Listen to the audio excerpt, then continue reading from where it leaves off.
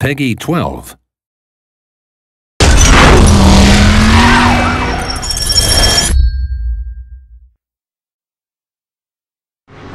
Hello, this is Martin Edmondson, the founder of Reflections and the creative director on Driver San Francisco. I'm going to give you a quick walkthrough, a special E3 build of the game here.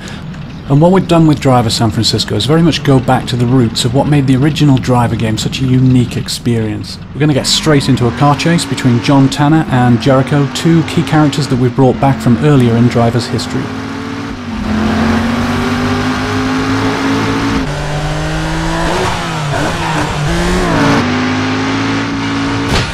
Other things we brought back, this sort of classic back alley action, smashing through garbage and bursting back out onto the streets, all that's back.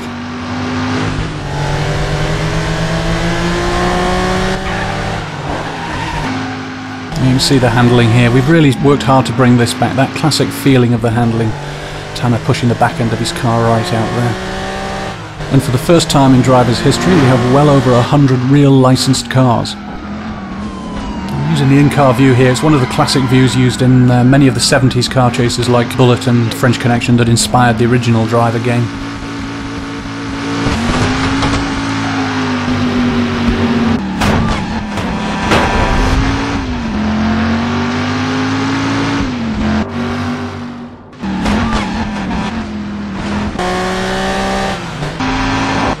Bang!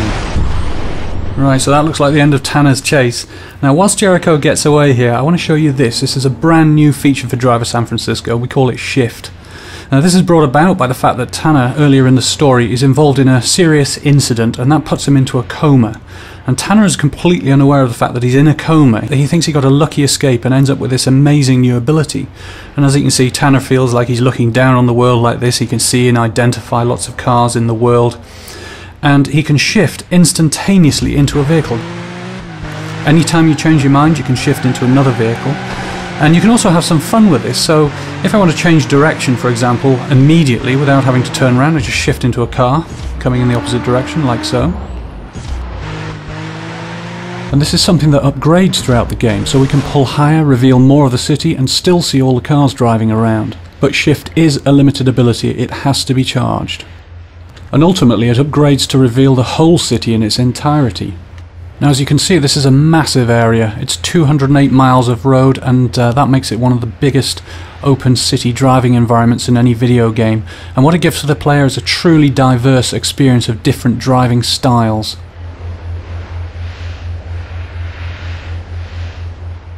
Let's look at how Shift can really transform the gameplay for the player. We're going to shift in lower here down the south end of the city, see what's going on here. And we can find two cops here. They're both chasing after this Mustang, the Shelby Mustang. Now, to acquire a mission in Driver, you just shift straight into the vehicle, and we're now playing the part of this cop, trying to take down the getaway. Now, the shift is also upgraded in functionality as well. We have a new ability here, a rapid shift, so we can shift further forward, keep us in the action.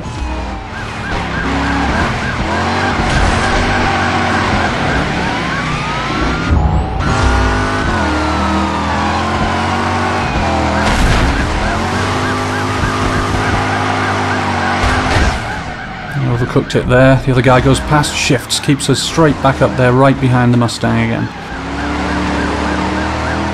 Now, when Shift really becomes interesting is when the player starts to treat the vehicles in the city as tools. So we're going to use Shift now to see if we can end this chase for good.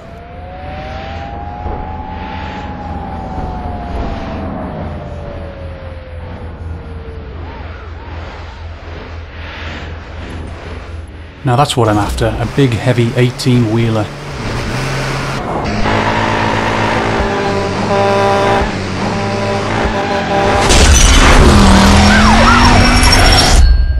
Well, thank you for watching, and I hope you enjoyed this very early preview of Driver San Francisco.